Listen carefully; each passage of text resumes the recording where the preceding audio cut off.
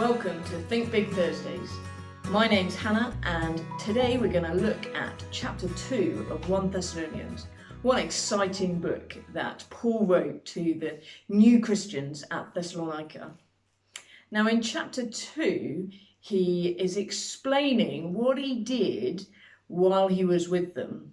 So he's talking about how he boldly shared his faith with them and the truth of the gospel.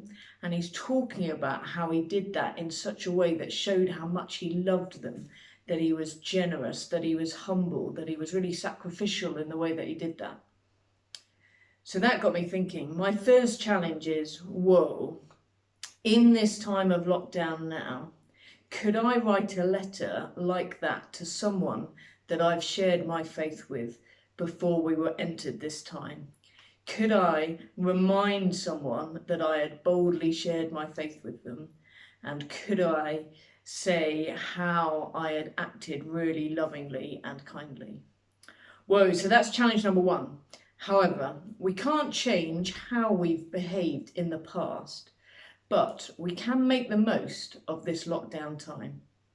So in verse 8, it highlights exactly what it is that Paul did. Let me read it to you. He says, "We were delighted to share with you not only the gospel of God, but our lives as well."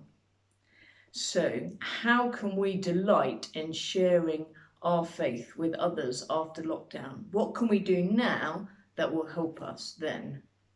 Well, there's this great book called It Makes Sense, which is really helpful in answering some tricky questions people have about faith. So my recommendation is that you read that.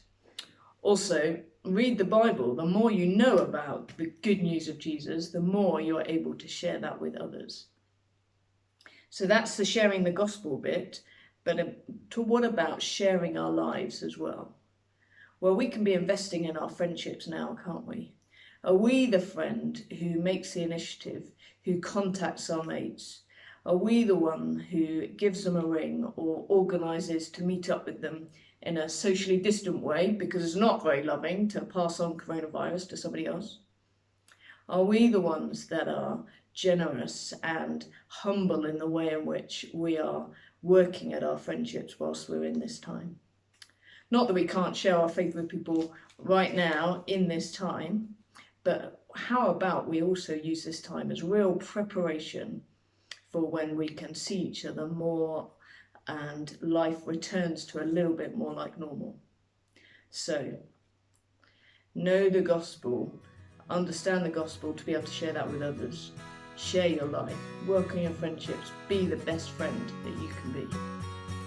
I'm off to ring a friend. See you next time. Goodbye.